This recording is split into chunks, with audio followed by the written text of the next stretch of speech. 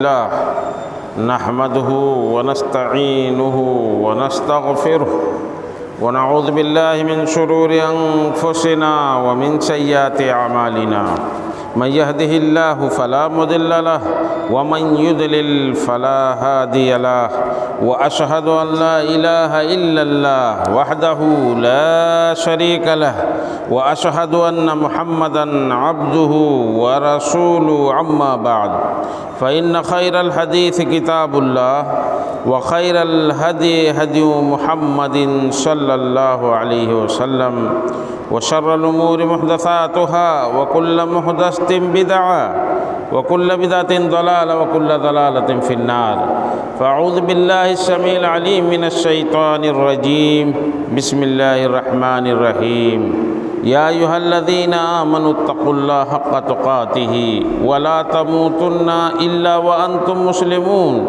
يا أيها الناس اتقوا ربكم الذي خلقكم من نفس واحدة وخلق منها زوجها وبث منهما رجالا كثيرا ونساء واتقوا الله الذي تساءلون به والأرحام إن الله كان عليكم رقيبا يا أيها الذين آمنوا اتقوا الله وقولوا قولا سديدا يصلح لكم أعمالكم ويغفر لكم ذنوبكم ومن يطع الله ورسوله فقد فاز فوزا عظيما وقال تعالى في موضع آخر بسم الله الرحمن الرحيم لقد من الله على المؤمنين إذ بعث فيهم رسولا من أنفسهم حاضرین جمعہ، بزرگان دین، نوجوان ملت، عزیز طلبہ، اللہ رب العالمین کی حمد و ثنا، اس کی بڑائی اور اس کی بزرگی بیان کرنا ہم پر لائق و زیبا ہے۔ اس کے بعد اللہ کے نبی جناب محمد الرسول اللہ صلی اللہ علیہ وسلم کی ذات پر بے شمار درود و سلام بھیجیں۔ اللہم صلی علی محمد وعلی آل محمد کما صلیت علی ابراہیم وعلی آل ابراہیم انک حمید مجید۔ اللہم بارک علی محمد وعلی آل محمد کما بارکت علی ابراہیم وعلی آل ابراہیم انک حمید مجید۔ برادران اسلام، حمد و صلوات کے بعد آج اس آیت کے تناظر میں جو آیت تلاوت کی گئی ہے، کچھ باتیں ہوں گی۔ اللہ رب العالمین قرآن مجید کے اندر فرماتا ہے لقد من اللہ علی المؤمنین اذ بعث فیہم رسولا من انفسہم یتلو علیہم آیاتہ ویزکیہم ویعلمہم الکتاب والحکمہ وإن كانوا من قبل لفی ضلال مبین وَإِن كَانُوا مِن قَبْلُ لَفِي ضَلَالٍ مُبِينٍ۔ برادران اسلام، اللہ رب العالمین کے بے شمار احسانات ہیں ہم پر، ہم دنیا والوں پر، ہم انسانوں پر اور ساری کائنات پر اللہ کے بے شمار احسانات ہیں۔ سر سے پیر تک آپ اپنے جسم میں ہی گننا شروع کریں تو کتنی نعمتوں سے اللہ نے نوازا ہمیں۔ اپنے اطراف میں شروع کریں دیکھنا تو کتنی نعمتیں ہیں جن سے اللہ نے ہمیں نوازا ہے۔ گھر ہے، سواریاں ہیں، صحت ہے، کپڑے ہیں، والدین، کھانے پینے کی طرح طرح کی چیزیں، یہ ساری نعمتیں، ہوا ہے، پانی ہے، اللہ نے ہمیں دیا ہے، دنیا والوں کو دیا۔ لیکن اس میں ایک بڑی نعمت سے جب نوازا اللہ نے مومنین کو اور ہم مسلمانوں کو، تو اللہ نے وہاں پر جتانا چاہا اور جتا دیا۔ ساری نعمتیں دی، کہیں کچھ نہیں جتایا، احسان نہیں جتلایا، لیکن یہاں پر اللہ نے احسان جتلایا اور فرمایا قرآن مجید کے اندر لقد من اللہ علی المؤمنین، تحقیق کی اللہ نے مومنوں پر بہت بڑا احسان کیا ہے، اذ بعث فیہم رسولا من انفسہم، جب اللہ رب العالمین نے، اور وہ احسان کیا ہے کہ اللہ نے انہی میں سے ایک رسول ان کے بیچ میں بھیجا، یتلو علیہم آیاتہ، جو اللہ کی کتابوں کی تلاوت کرتا ہے ان کے بیچ میں وہ رسول، وَيُزَكِّيهِمْ، اور ان کا تزکیہ کرتا ہے، ان کو پاک صاف کرتا ہے، تزکیہ نفس کا کام کرتا ہے، وَيُعَلِّمُهُمُ الْكِتَابَ وَالْحِكْمَةَ، اور انہیں کتاب اور حکمت سکھاتا ہے۔ کتاب سے مراد اللہ کی کتاب، حکمت سے مراد بہت سارے اکثر مفسرین کا قول یہ ہے کہ سنت یعنی حدیثیں، جو انہیں کتاب و سنت سکھاتا ہے، پڑھاتا ہے، انہیں تزکیہ ان کا کرتا ہے، پاک صاف کرتا ہے، اللہ کے کتاب کی آیتیں تلاوت کرتا ہے ان کے اوپر، اور اخیر میں حقیقت اللہ نے بیان کیا اسی آیت میں وَإِن كَانُوا مِن قَبْلُ لَفِي ضَلَالٍ مُبِينٍ، اور بے شک یہ لوگ جو ایمان لائے، جو مومن ہوئے، جو مسلم ہوئے، اس سے پہلے بڑی گمراہی میں تھے، کھلی ہوئی گمراہی میں تھے، کھلی ہوئی گمراہی میں تھے۔ یہ قرآن نے نشاندہی کیا ہے، اور کون نہیں جانتا ہے کہ اللہ کے نبی جناب محمد الرسول اللہ صلی اللہ علیہ وسلم کی ولادت ہوئی اسی مہینے میں ربیع الاول کے، یہ ربیع الاول کا مہینہ چل رہا ہے، اور اللہ کے نبی جناب محمد الرسول اللہ صلی اللہ علیہ وسلم کو اسی کھلی گمراہی سے بچانے کے لیے 6 صدی عیسوی میں عیسیٰ مسیح کے بعد 650 سالوں تک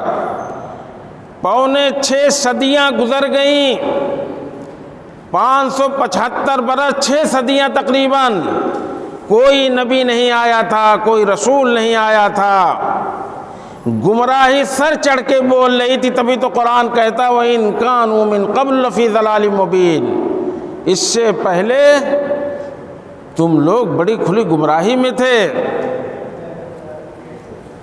لَقَدْ مَنَّ اللَّهُ عَلَى الْمُؤْمِنِينَ إِذْ بَعَثَ فِيهِمْ رَسُولًا، تب اللہ نے کہا کہ یہ احسان مانو، احسان جتلا دیا، یہ بہت بڑی نعمت ہے۔ تب اللہ نے بتلایا نہیں تو اتنی نعمتیں ہیں، سانس لینے سے لے کر سونے تک، نیند کی نعمت، ایک دن نیند نہ آئے دیکھ لو حالت کیسی ہوگی، خوراک کھانا نہ ملے بلبلا اٹھتا آدمی، بیماری لگ جائے بلبلا اٹھے گا، گھر نہ ہو سردی گرمی بارش میں، ماں باپ جس کے چھن جائیں ان سے پوچھو کتنی بڑی نعمت چھن گئی۔ لیکن یہ سب نعمتیں ایک طرف، ہدایت کی نعمت دوسری طرف، اور اسی ہدایت کی نعمت پہ اللہ نے ٹوکا لقد من اللہ علی المؤمنین، اللہ نے بہت بڑا احسان کیا تمہارے اوپر، اور کیوں؟ اس لیے وَإِن كَانُوا مِن قَبْلُ لَفِي ضَلَالٍ مُبِينٍ، اس سے پہلے تم لوگ سب کے سب بڑی گمراہی میں تھے، کھلی ہوئی گمراہی میں تھے۔ اللہ کے نبی جناب محمد رسول اللہ صلی اللہ علیہ وسلم جب نبی بنا کر کے بھیجے گئے، غار حرا سے آپ کو نبوت ملتی ہے۔ جزیرۃ العرب اور اس کے اطراف کے حالات کا جائزہ لیجئے، تاریخ کی اور کتابیں پڑھیے اور مطالعہ کیجئے کہ کتنی بدتر حالت تھی وہاں کی، کس قدر برائیاں عام تھیں، بے غیرتی کا دورہ تھا، جاہلیت کا دور۔ اسی لیے تو کہا گیا تھا اسلام سے پہلے کے دور کو جاہلی دور کہا جاتا ہے نا، اسی کو قرآن نے اسی کی نشاندہی کی ہے۔ وَإِنْ كَانُوا مِنْ قَبْلُ لَفِي ضَلَالٍ مُبِينٍ، جہالت میں تھے، کھلی گمراہی میں تھے اس سے پہلے۔ اللہ کے نبی جناب محمد الرسول اللہ صلی اللہ علیہ وسلم تشریف لاتے ہیں۔ سب سے پہلی گندگی، سب سے پہلی گمراہی خانہ کعبہ میں، حرم کے اندر بت، گھر گھر بت، جزیرۃ العرب میں بتوں کی پرستش، ہبل، لات، عزا، منات، یہ بڑے بڑے ان کے بت تھے۔ مکے میں ارد گرد کوئی اس پہاڑ پہ رکھا ہے، کوئی اس درگاہ پہ رکھا ہے۔ درگاہ اس وقت بھی تھے، جا کر کے وہاں پر لوگ اپنا نظر و نیاز کا ایسا سلسلہ چل رہا تھا کہ کچھ بھی پاتے، کچھ ملتا، کوئی نعمت ملتی، کچھ بھی نظر چڑھاتے انہیں جو ہے بتوں پر جا کر کے۔ اور 360 بت تو سب جانتے ہو کہ خانہ کعبہ کے اندر تھے۔ جب مکہ فتح ہوا تو اپنی کمان سے اللہ کے نبی جناب محمد رسول اللہ صلی اللہ علیہ وسلم ایک ایک بت کو مارتے جاتے تھے اور منہ کے بل گرتا جاتا تھا۔ جاء الحق وزهق الباطل ان الباطل كان زهوقا، اللہ کے نبی جناب محمد رسول اللہ صلی اللہ علیہ وسلم یہ آیت تلاوت کر رہے تھے۔ جاء الحق وزهق الباطل ان الباطل كان زهوقا، حق آ گیا ہے، اللہ کا دین آ گیا، اللہ کا اسلام آ گیا، اللہ کا نبی اور رسول آ گیا، مسلمانوں نے مکے کو فتح کر لیا، حق کا غلغلہ ہو گیا۔ جاء الحق، حق آیا، زہق الباطل، باطل مٹ گیا، اور باطل کو تو مٹنا ہی تھا۔ ان الباطل کان زہوقا، اسے تو مٹنا ہی تھا، سو ہو گیا۔ یہ گندگی بہت بڑی گندگی تھی۔ گھر گھر میں بتوں کا رواج، گھر گھر میں بت بٹھائے گئے تھے، لکڑی کے بت ہوتے تھے، ستو کے بت ہوتے تھے۔ ایک بار ایک صحابی اسلام لے آئے اور مسجد نبوی کے اندر زمانے جاہلیت کی باتیں کرتے تھے۔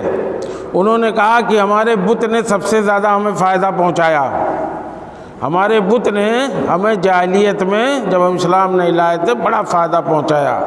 صحابہ نے کہا کہ وہ کیسا بت اور فائدہ، کیسا فائدہ پہنچایا؟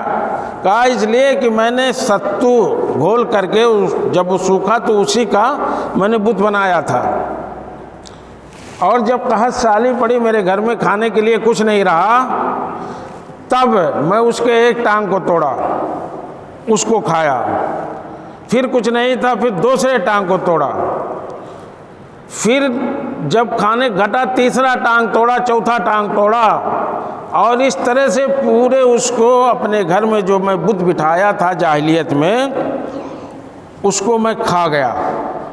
یہ فائدہ دیا مجھے کہ میں نے ستو کا بت بنایا تھا، جب کھانا گھٹا پیٹ میں آگ لگی تو اسی کو توڑ توڑ کے کھا گیا۔ تو نہ جانے کن کن چیزوں کے، پتھر کے، لکڑی کے، ستو کے اور کس کے مٹی کے بت بنائے ہوئے تھے اور انہی کی پوجا کر رہے تھے۔ تو سب سے بڑی برائی، سب سے بڑی ضلالت جو قرآن نے کہا وَإِنْ كَانُوا مِنْ قَبْلُ لَفِي ضَلَالٍ مُبِينٍ، شرک کی گندگی تھی، شرک کی برائی تھی، شرک پایا جاتا تھا، بتوں کی پرستش پائی جاتی تھی۔ یہ معاشرہ، جاہلی معاشرہ بتوں کی پرستش میں ڈوبا ہوا تھا۔ اسی لیے اللہ کے نبی جناب محمد رسول اللہ صلی اللہ علیہ وسلم کی بعثت ہوئی۔ اور اللہ کے نبی جناب محمد رسول اللہ صلی اللہ علیہ وسلم مکہ کے اندر 13 برسوں تک اسی شرک کے خلاف اور توحید کا غلغلہ کرتے رہے۔ یہ قریش کے لوگوں، اے عرب کے لوگوں، اے مکے کے لوگوں، اے بنی ہاشم کے لوگوں، قولوا لا الہ الا اللہ تفلحوا، تم کہو لا الہ الا اللہ، تم کامیاب ہو جاؤ گے۔ یہی نسخہ ہے کامیابی کا کہ کہو اللہ کے سوا کوئی معبود برحق نہیں، تم کامیاب ہو جاؤ گے۔ یہ گمراہی تھی جاہلیت میں اللہ کے نبی جناب محمد رسول اللہ صلی اللہ علیہ وسلم کے آنے سے پہلے۔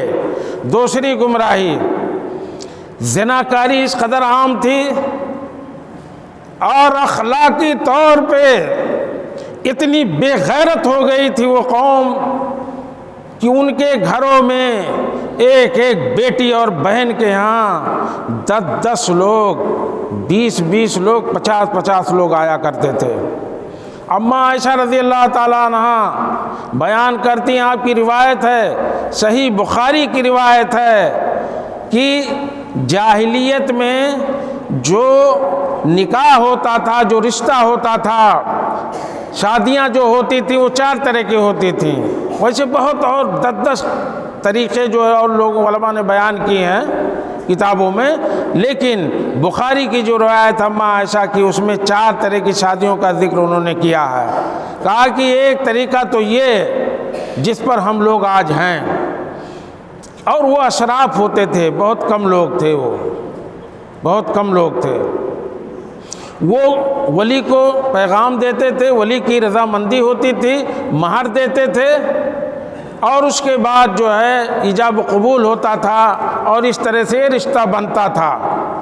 یہ جو رشتہ جو آج جس پر ہم لوگ ہیں، جس طرح شادیاں ہوتی ہیں، وہ بھی تھا۔ اور دوسری شادی یہ تھی، نکاح استبضاء اسے کہتے ہیں، وہ یہ بھی اخلاقی گراوٹ کی نشانی تھی۔ جب حیض سے، مہینے سے فارغ ہوتی تھی کسی کی عورت، تو اسے جو ہے دوسرے مرد کے پاس بھیج دیتے تھے۔ آج بھی فیشن چلتا ہے بدلنے کا، بیویوں کو بدلنے کا فیشن ہے بہت جگہ۔ بہت سارے بے غیرت اور دیوس لوگوں کے ہاں آج بھی یہ پایا جاتا ہے، عورتوں کا تبادلہ۔ تو اس دور میں ایسا ہوتا تھا، لیکن اس کا مقصد اماں عائشہ بتلاتی ہیں کہ جو نسل ہوتا تھا وہ نسل کے یعنی اچھی نسل ہو، دوسرے کے ہاں بھیج دیتے تھے۔ جب وہ پاک ہوتی تھی حیض سے تو دوسرے کے ہاں بھیج دیتے تھے، اور اس وقت تک اس سے رشتہ پھر نہیں بناتے تھے جب تک وہ حاملہ نہیں ہو جاتی تھی۔ حمل سے ہو جاتی تھی، پھر وہ آتی تھی اپنے شوہر کے پاس اور وہاں رہتی تھی۔ یہ بھی طریقہ تھا۔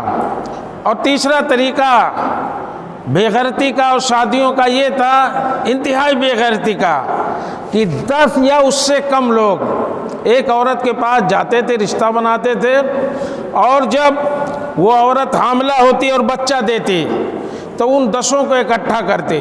10 ہوتے، ما دون العشرہ حدیث کے الفاظ ہیں کہ 10 یا اس سے کم لوگ ہوتے تھے ایک عورت کے ساتھ، وہ رشتہ بناتے تھے۔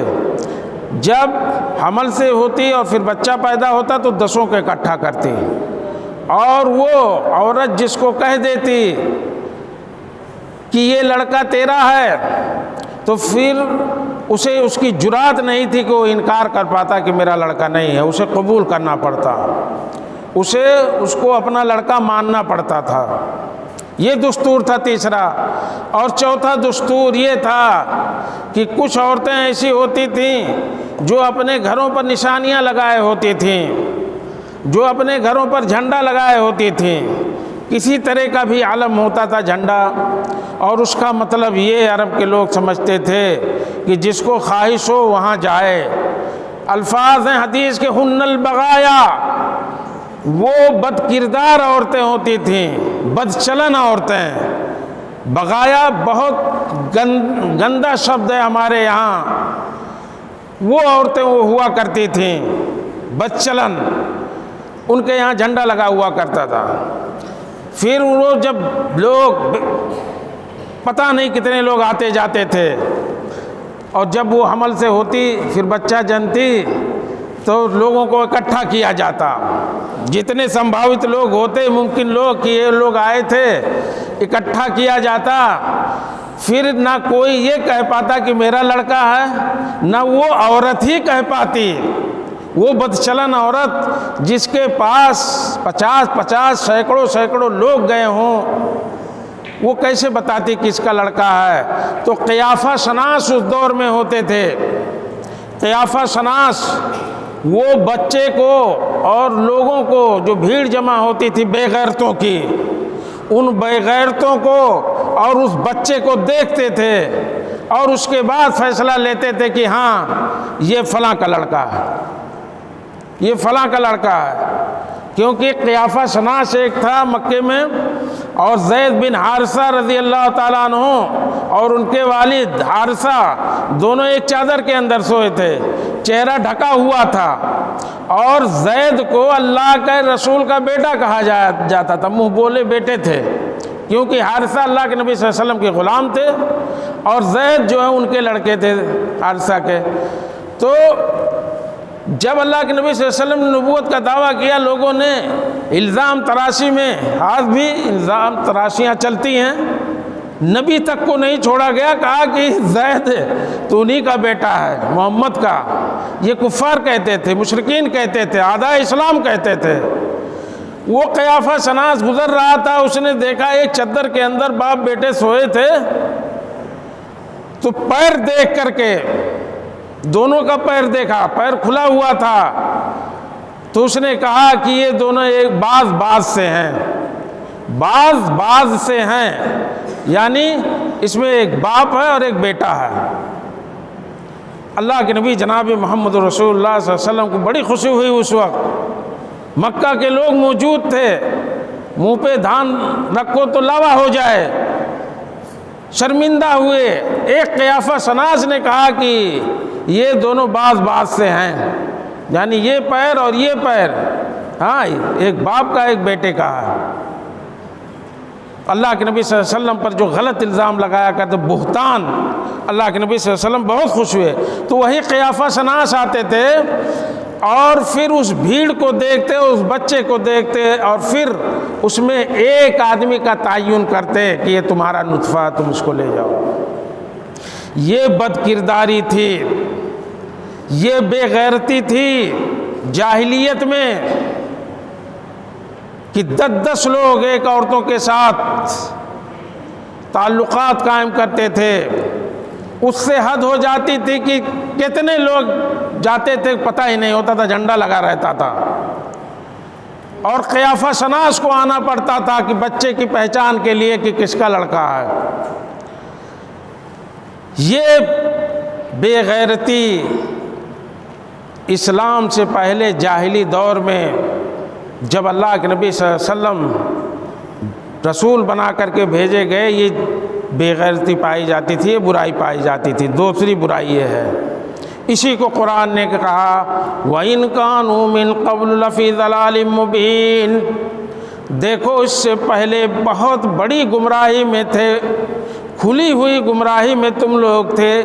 اسی کی طرف نشاندہی قرآن نے کیا ہے۔ آج اسلام کا، رسول اللہ صلی اللہ علیہ وسلم کا احسان ہے، یہ غیرت جو ہم لوگ اپنے اندر پاتے ہیں، اپنے سینوں کے اندر، اپنی بہن بیٹیوں اور ماؤں کی حفاظت آج مسلمان کرتا ہے، غیرت سے رکھتا ہے، یہ اسی احسان کا بدلہ اللہ نے اسی لیے کہا۔ میں نے شروع میں کہا تمہید میں، لوگ بعد میں آتے ہیں، لیٹ آتے ہیں، باتیں ان کے سمجھ میں نہیں آتی ہیں کہ تمام طرح کی نعمتیں نچھاور کی اللہ نے تو کچھ نہیں کہا، لیکن جب نبی کو بھیجا ہدایت اور رہنمائی کے لیے، سیدھا راستہ بتانے کے لیے، شرک اور اس طرح کی گمراہیوں سے دور کرنے کے لیے، تو اللہ نے کہا لقد من اللہ علی المؤمنین اذ بعث فیہم رسولا، اللہ نے تو بہت بڑا احسان کیا مومنین میں، مومنین کے اوپر، وہ بڑا احسان یہ ہے کہ ان کے بیچ سے ان کے درمیان ایک رسول بھیجا۔ اور اسی آیت کے آخر میں اللہ نے یہی یاد دلایا، جو جزیرۃ العرب میں اور دنیا میں بے غیرتی پائی جاتی تھی، شرک بھی بے غیرتی ہے، جس نے پیدا کیا اس پروردگار اور مالک اور خالق کے علاوہ دوسرے کے ہاں سجدہ کرتے ہو، سر ٹیکتے ہو۔ سینکڑوں بت مکے میں تھے، ہزاروں بت جزیرۃ العرب میں تھے، 360 بت خانے کعبہ میں تھے، بے غیرتی نہیں تھی تو اور کیا تھی؟ اور اس کے علاوہ اپنی عورتوں کے تئیں یہ سماج اور یہ سوسائٹی اور وہ معاشرہ بے غیرت تھا۔ اللہ نے احسان کیا ہم پر، وہی احسان جتلاتا اللہ، لقد من اللہ۔ یہ غیرت جو ہمارے سینوں میں ہے، جو غیرت آج ہم پاتے ہیں اپنی بہن بیٹیوں اور ماؤں، اپنی عورتوں کے تحت کے لیے، وہ غیرت کوئی اور نہیں، جناب محمد الرسول اللہ صلی اللہ علیہ وسلم نے بٹھائی ہے۔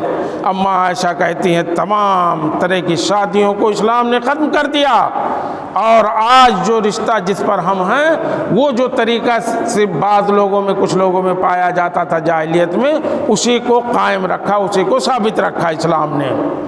یہ برائی تھی، برائیاں بہت تھیں۔ زندہ لڑکیوں کو درگور کرنا، جب کسی کو کسی بچی کے بارے میں بشارت دی جاتی تھی تمہارے یہاں بیٹی پیدا ہوئی ہے، تو اس کا چہرہ کالا پڑ جاتا تھا، اور وہ سوچنے لگتا تھا کہ کیا ذلت و رسوائی برداشت کریں، دوسرے کے گھر جائے گی، دوسرا جمائی ہوگا وغیرہ وغیرہ، تمام طرح کی جو ہے ذلت محسوس کرتے تھے۔ جاہلیت کا دور تھا نا، تو وہ سوچتا تھا کہ کیا اس کو باقی رکھوں ذلت کے ساتھ، امید الصحف التراب، کیا اس کو یا زمین کے اندر اسے گاڑ دوں، زمین کے نیچے دفن کر دوں۔ سوچ میں پڑ جاتا تھا، چہرہ کالا پڑ جاتا تھا، بے عربوں کی حالت تھی۔ بچیوں کو دفن کر دیتے تھے زندہ۔ قیس بن عاصم رضی اللہ تعالیٰ عنہ صحابی ہیں، وہ خود کہتے ہیں اللہ کے نبی صلی اللہ علیہ وسلم کے دربار میں غمگین رہا کرتے تھے۔ غم کی وجہ کیا ہے؟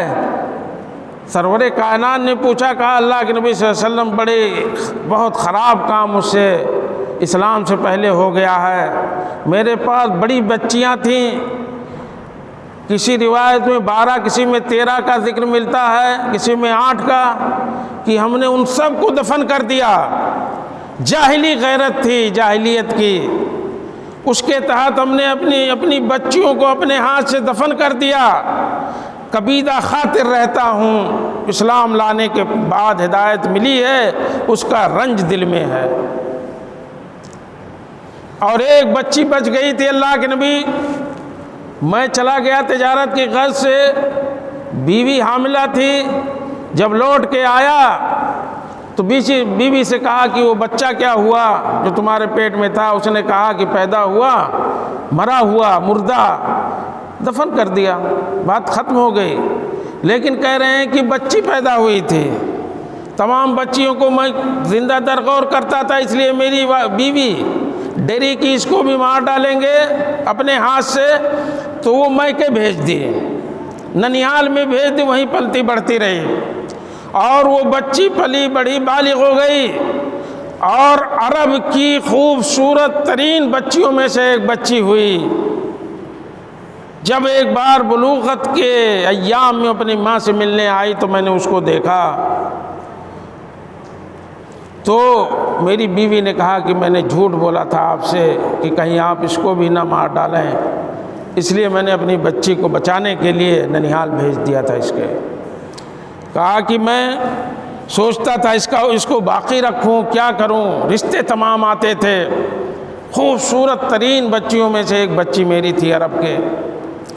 ایک دن جاہلی غیرت تھمی نہیں، اور میں نے کہا کہ اس کو میں رشتہ داری میں لے جاؤں گا ٹہلانے، تیار کر دو، تیار کر دی اس کی ماں نے۔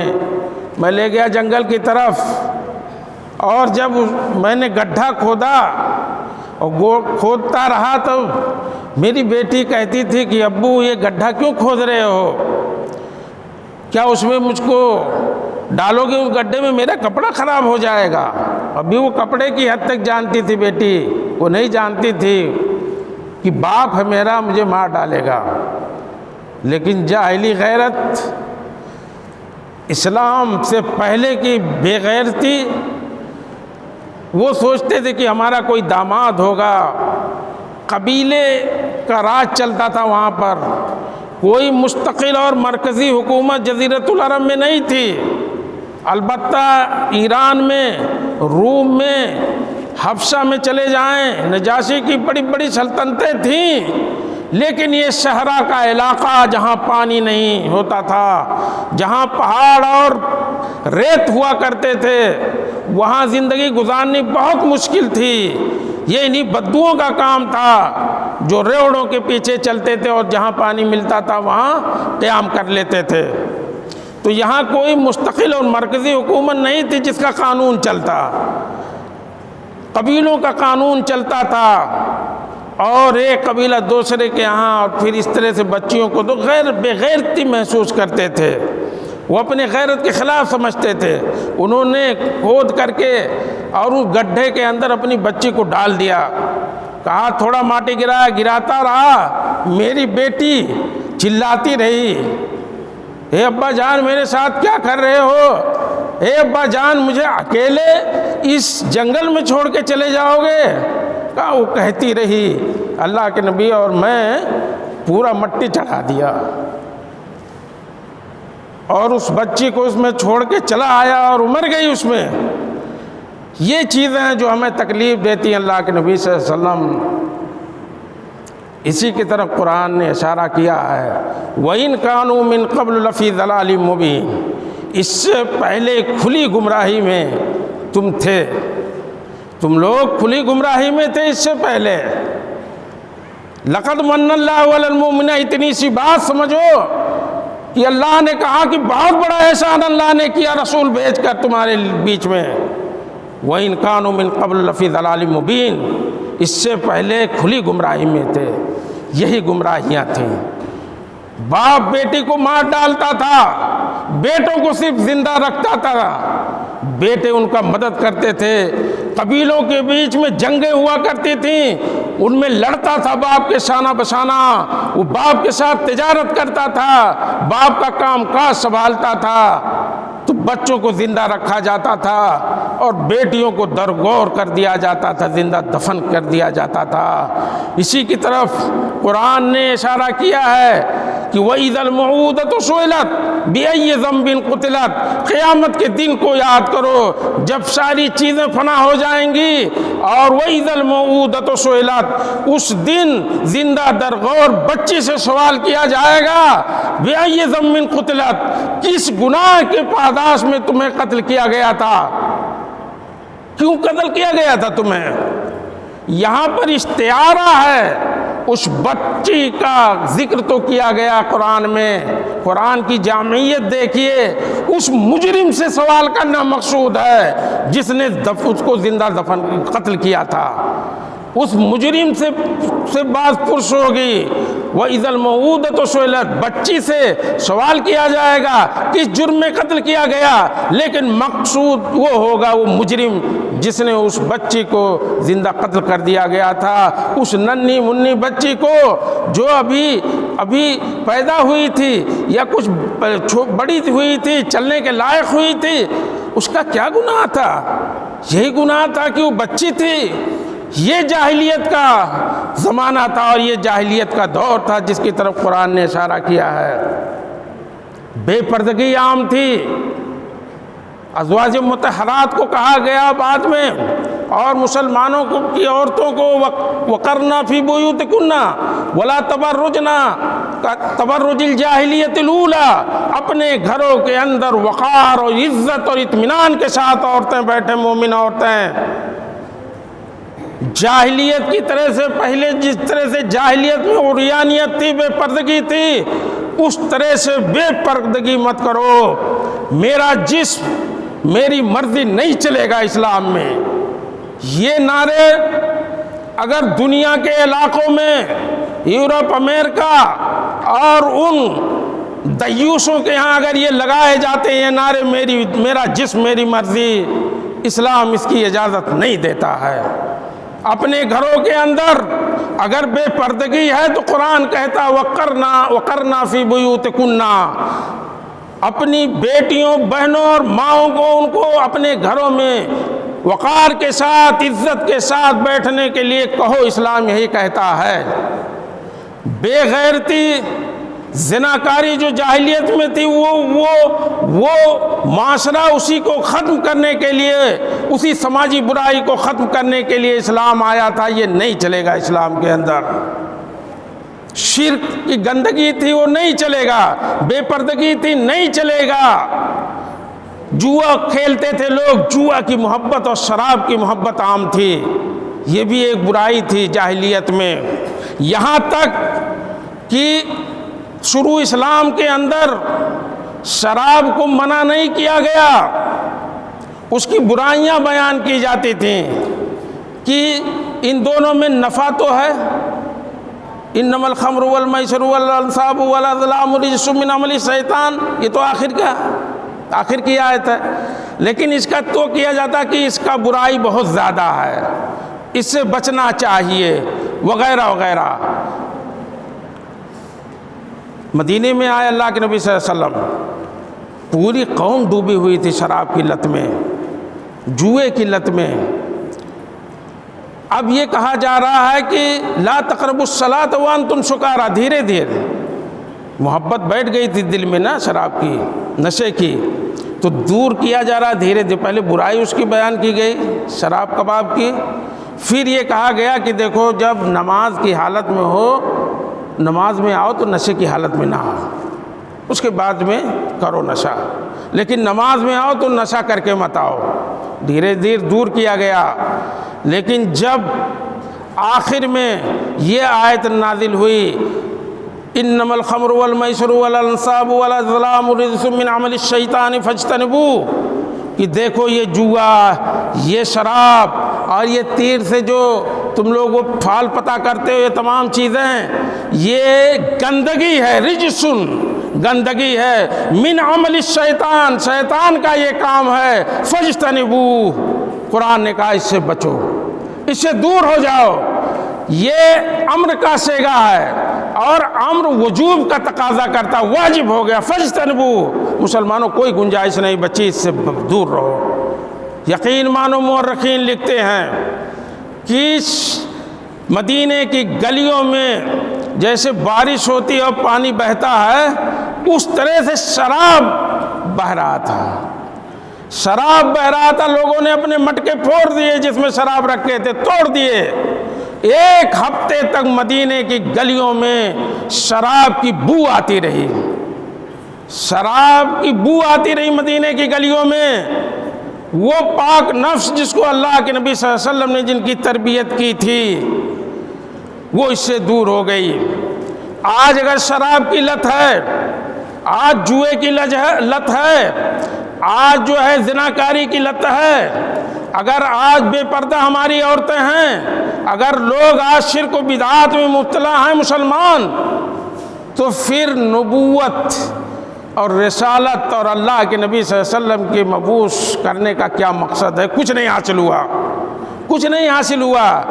اس لیے غور کیجئے کہ قرآن کہتا ہے کہ اللہ نے بڑا احسان کیا رسول کو تمہارے بیچ میں، تم میں سے بھیج کر کے، جو تمہیں قرآن کی تلاوتیں کر کے سناتے ہیں اور پاکیزہ تمہیں بناتے ہیں، زکیہم، اور انہیں ان نفوس کو، مسلمانوں کو پاک کیا ان برائیوں سے، وَيُعَلِّمُهُمُ الْكِتَابَ وَالْحِكْمَةَ، اللہ کی کتاب اور نبی اپنی سنت کو سکھایا۔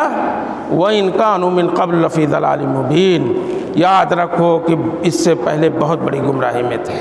اگر وہ گمراہیاں آج بھی ہیں تو آج ٹٹولیں اپنے گریبان میں دیکھیں، کہ بچیوں کو جس طرح سے درگور کیا جاتا تھا، انہیں جسم کے ساتھ دفن کر دیا جاتا تھا، آج اگر جسم باقی ہے ان کا اور ان کے روح کو مارا جا رہا ہو، ان کے حقوق کو مارا جا رہا ہو، بچوں میں جس طرح سے اس وقت سرخاب کا پر دیکھا جاتا تھا اگر آج دیکھا جا رہا ہو، سارا کچھ باپ کا بیٹوں کا ہو اور بیٹیوں کو کوئی حصہ نہ ملے، تو یہ بھی درگور کرنا ہے، یہ بھی بچیوں کو زندہ دفن کرنے کے مترادف ہے، اس پہ غور کرنا ہوگا۔ وَإِذَا الْمَوْءُودَةُ سُئِلَتْ، جب بچیوں سے پوچھا جائے گا کس جرم کے پاداش میں قتل کیا گیا تھا، یاد رکھو قیامت کے دن جب ان مجرموں سے سوال ہوگا تو ان مجرموں سے بھی سوال ہوگا کہ ان بچیوں کو کس لیے تم نے ان کا حق نہیں ادا کیا تھا، ان کو ان کے حق سے محروم کس لیے کیا تھا۔ یہ بھی درغور کرنے کی ایک صورت ہے، زندہ دفن کر رہے ہو۔ اللہ رب العالمین سے دعا ہے کہ الہ العالمین ہم تمام لوگوں کو اسلام پر چلنے اور اسلام کی تعلیمات کو سمجھنے، اور اللہ نے کہا جو کہ بہت بڑا احسان اللہ نے کیا، یقیناً احسان، اس احسان کو ہم سمجھیں کہ وہ احسان کیا ہے۔ دنیا کی 7-8 ارب آبادی کے بیچ میں ہم کو جو صراط مستقیم کا تحفہ ملا ہے، جو صحیح عقیدے اور صحیح منہج اور کلمہ توحید کی جو نعمت ملی ہے، وہ دنیا کی ایک بہت بڑی آبادی کے پاس نہیں ہے، وہ بڑی آبادی بڑی بد نصیب ہے۔ اس لیے ہم تمام لوگوں کو اس نعمت کو سمجھنا چاہیے جو اللہ نے کہا کہ بہت بڑی نعمت ہم نے کیا ہے۔ اللہ ہمیں اس نعمت کو سمجھنے اور اس کے مطابق عمل کرنے اور زندگی بسر کرنے کی توفیق عطا فرمائے۔ وآخر دعوانا الحمدللہ رب العالمین۔ بارک اللہ لی ولکم فی القرآن المجید ونفعنی وإیاکم بالآیات والذکر الحکیم۔ انہ تعالی جواد کریم ملک بر رؤوف الرحیم۔